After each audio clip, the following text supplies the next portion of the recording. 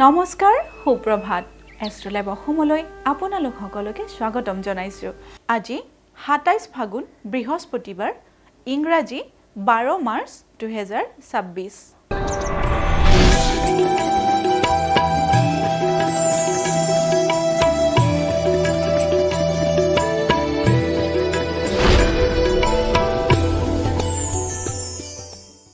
পঞ্চাংগ অনুসৰি আজিৰ দিনটো ৰাখি ফল মেঘ ৰাখি।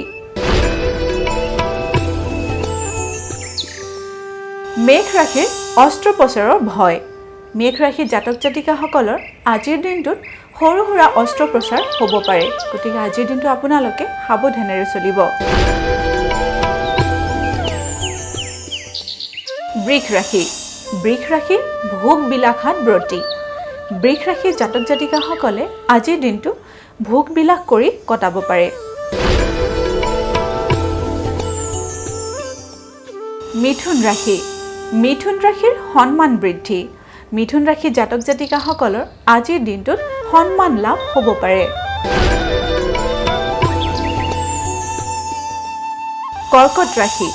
কৰ্কট ৰাশিৰ আকস্মিক ভয়।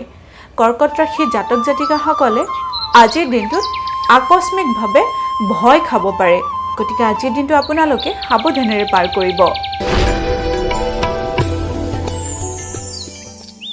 সিংহ ৰাশি। সিংহ ৰাশিৰ উদ্দেশ্যহীন ভ্ৰমণ।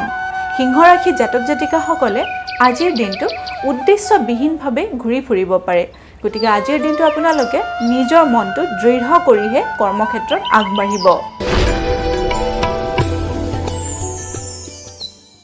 কন্যা ৰাশি। কন্যা ৰাশিৰ ভোগ সামগ্ৰী লাভ। কন্যা ৰাশিৰ জাতক জাতিকাসকলে আজিৰ দিনটোত ভোগৰ সামগ্ৰী লাভ কৰিব পাৰে। এইবাৰ আহিছোঁ তুলা ৰাশিলৈ। তুলা ৰাশিৰ শত্ৰুক্ষয় আৰু ভ্ৰমণৰ যোগ। তুলা ৰাশিৰ জাতক জাতিকাসকলৰ আজিৰ দিনটোত শত্ৰু নাশ হ'ব পাৰে, লগতে ভ্ৰমণৰ যোগেও দেখা দিছে।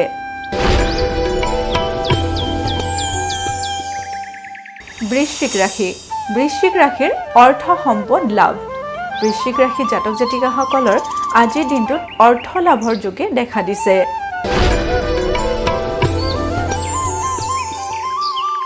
ধনু ৰাশি। ধনু ৰাশিৰ দৈহিক অসুস্থতা। ধনু ৰাশিৰ জাতক জাতিকাসকলৰ আজিৰ দিনটোত দৈহিকভাৱে অসুস্থ অনুভৱ কৰিব পাৰে, গতিকে আজিৰ দিনটো আপোনালোকে সাৱধানেৰে চলিব। মকৰ ৰাশি। মকৰ ৰাশিৰ সন্মানহানি। মকৰ ৰাশিৰ জাতক জাতিকাসকলে আজিৰ দিনটোত সন্মানহানি হ'ব পাৰে, গতিকে আজিৰ দিনটো আপোনালোকে কৰ্মক্ষেত্ৰত বা সামাজিকভাৱেও সাৱধানেৰে চলিব।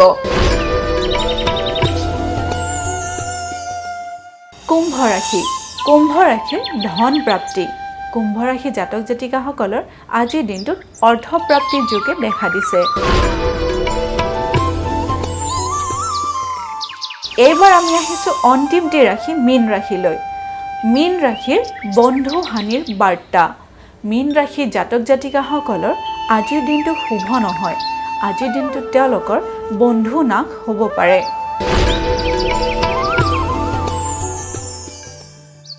এয়াই আছিল আজিৰ দিনটো ৰাশিফল।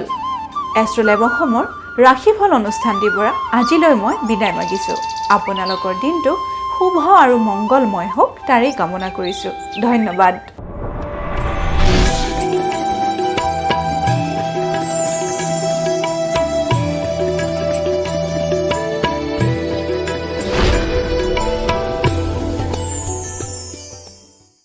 এয়াই আছিল আজিৰ দিনটোৰ ৰাশিফল।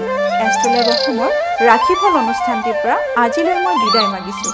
আপোনালোকৰ দিনটো শুভ আৰু মংগলময় হওক তাৰেই কামনা কৰিছোঁ। ধন্যবাদ।